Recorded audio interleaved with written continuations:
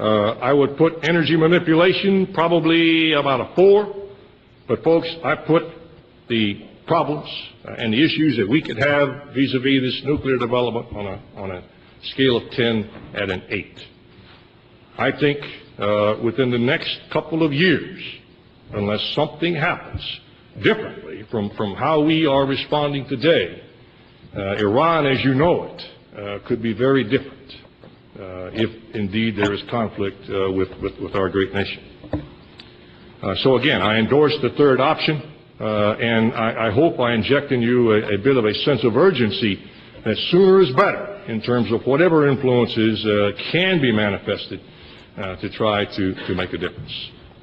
Let me, if I can, as a final comment, just speak for a moment about the MEK and Camp Arashaf and my own observations and experiences. I guess I'm the only member of the panel that may have had physical responsibilities for their security.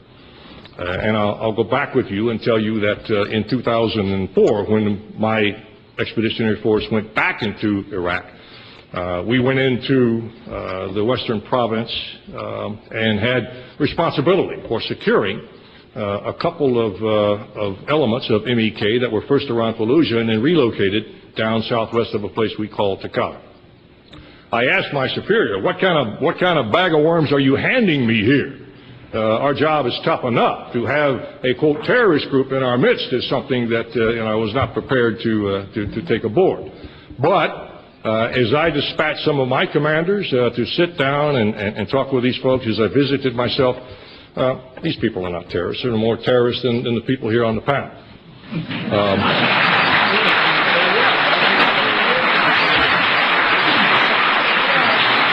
There was an obvious contradiction. On the one hand, we knew they had been listed by our State Department, and I have tremendous confidence in our State Department. On the other hand, we were told, and the mission remained for 5 years in Iraq, to provide them security. It made no sense. If they're terrorists, we ought to be arresting them and investigating them and making sure that they receive their just dues. We asked those people to disarm. They're the only people in Iraq who are disarmed. Okay? A decision was made early on by Ambassador Bremer that it was okay for an Iraqi to have his AK in the closet. And yet these people complied willingly and have done what we asked them to do. Now, it seems to me the press of events, and other members of the panel have played them out, I think, very nicely, are such today that we have got to reconsider our national posture towards the people at Camp Arashaf and the MEK in general. I read, as I did my homework, that the French have come back and said our initial investigation was flawed. There is no basis for the entirety of the claim.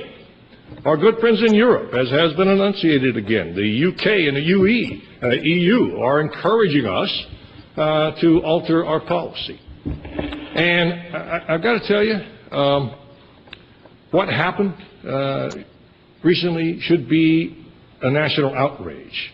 And unfortunately, I don't see it. Let me drop back.